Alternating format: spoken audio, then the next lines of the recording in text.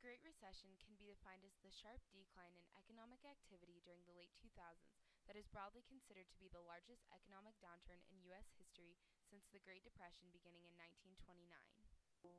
The term Great Recession is mainly applied to the United States. However, the term should also be applied to the global recession that followed in its wake. The Great Recession officially began in December of 2007 and ended in June of 2009.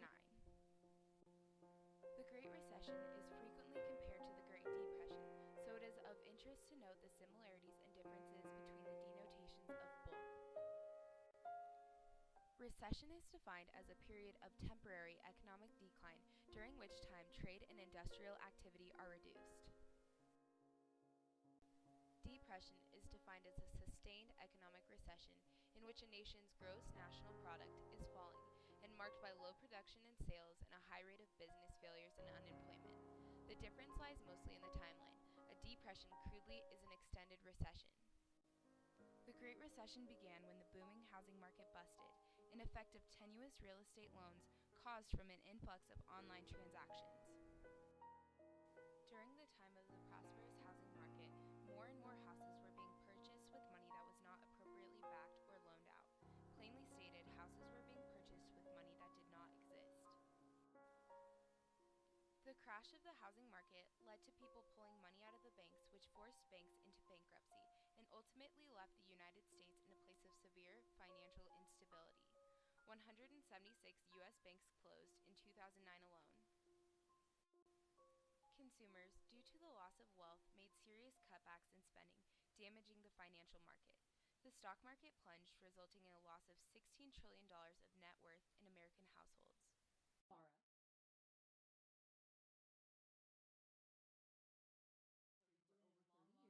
I've seen lots and lots of different markets and lots of volatility in the market, lots of ups, lots of downs. But overall, it has been a phenomenal experience. I started to notice that the houses that I was listing for sale were sitting on the market a lot longer.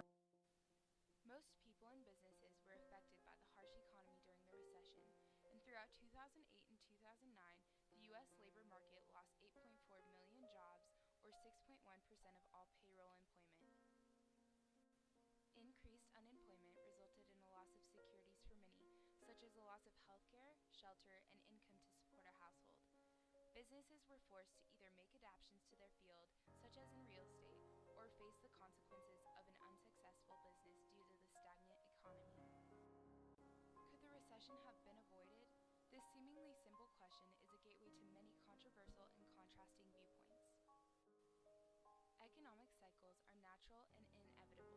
Because of that, the frequent patterns of economic past are studyable and, if analyzed properly, can lead to a more secure future.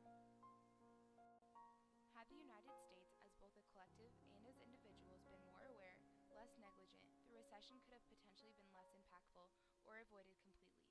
However, many U.S. citizens were unaware of the potentially unstable housing market, and as a result, the social effects of the financial crisis were staggering. So we saw properties go in short sale, we saw properties go into foreclosure, and we saw families torn apart because of it.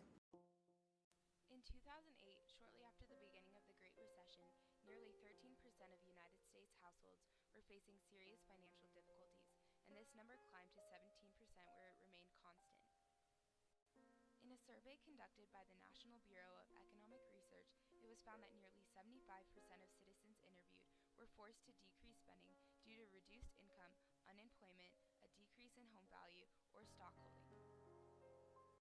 Many people, in an attempt to overcome falling housing and stock values, were forced to retire later or reconsider education plans. The Great Recession was officially resolved in June of 2009. Nevertheless, the immense number of jobs lost resulted in what has been considered the most sluggish recovery since the Great Depression. And it was very, very gradual, and then it happened very, very quickly. It was like all of a sudden, homes started selling a little faster. There were less homes on the market. Buyers were starting to get jobs and get more confidence in the marketplace.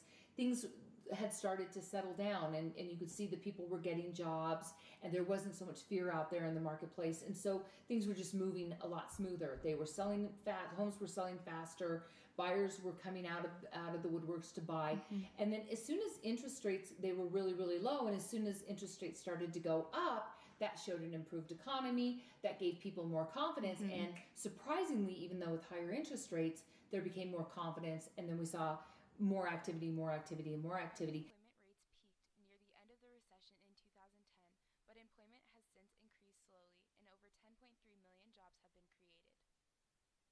According to the analytical data conducted by the Bureau of Economic Analysis, the financial stabilization and fiscal stimulus policies aided in raising the gross domestic product and therefore helped to preserve and create jobs during recovery. Home values have progressively raised approximately 12%, and the economy is generating around 2.5 million new jobs each year, moderately increasing consumer spending. The Great Recession, considered the worst economic crisis since the Great Depression, created economic turmoil from late 2007 through to early 2009. Although millions of U.S. citizens were affected by the recession and are still affected today, it was the resilience and adaptability of the United States, socially and financially, which allowed for a more optimistic attitude and a continued rise from